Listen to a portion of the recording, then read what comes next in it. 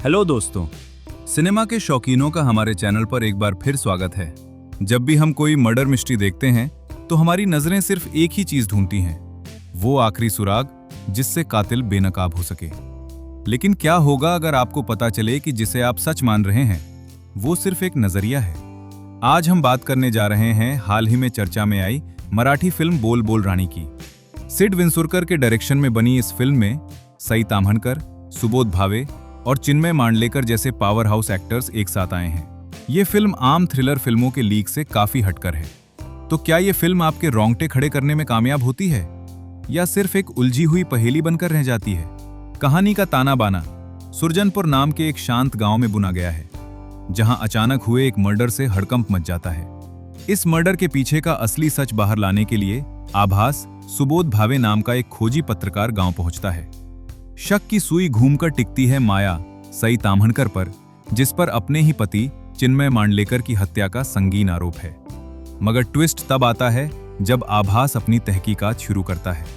यहां कोई सीधा सच्चा सबूत नहीं है, बल्कि इस कत्ल को लेकर गांव के 3 अलग अलग लोग 3 ऐसी कहानियां सुनाते हैं जो एक दूसरे से बिल्कुल मेल नहीं खाती।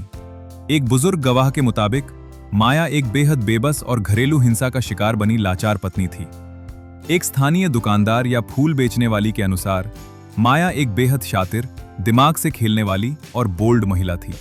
एक तीसरा चश्मदीद जो पूरी कहानी को एक ऐसा मोड़ दे देता है कि आभास के साथ साथ दर्शकों का दिमाग भी घूम जाता है। अब सवाल ये उठता है कि इन विरोधाभासों के बीच असली माया कौन है और क्या आभास कभी उस असली सच का चेहरा देख पाएगा?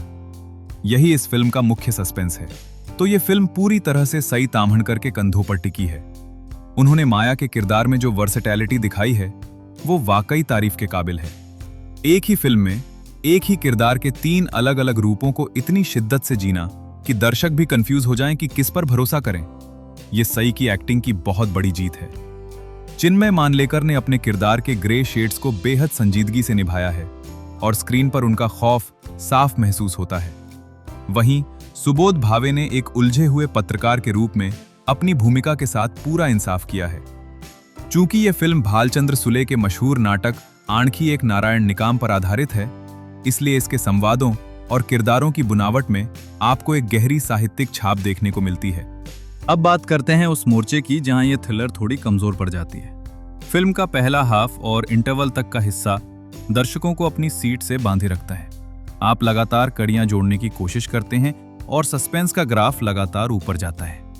लेकिन असली परीक्षा होती है इसके आखिरी हिस्से यानी क्लाइमेक्स में।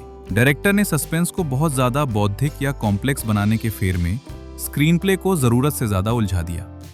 जब फिल्म अपने अंत की तरफ बढ़ती है तो दर्शकों को एक साफ और संतोषजनक जवाब मिलने के बजाय वो ढेर सारे अनसुलझे सवालों के साथ छोड़ दिए जाते हैं। फिल्म का अंत जितना धमाकेदार होना चाहिए था वो उतना ही फीका और हड़बड़ी में खत्म किया हुआ लगता है। तकनीकी रूप से फिल्म का बैकग्राउंड स्कोर और सिनेमैटोग्राफी कहानी के मिस्टीरियस मिजाज को बखूबी सपोर्ट करते हैं। बोल बोल रानी कोई रूटीन मर्डर मिस्ट्री नहीं है, बल्कि ये इंसानी मनोविज्ञान से खेलने वाला एक अनूठा सिनेमाई प्रयोग है।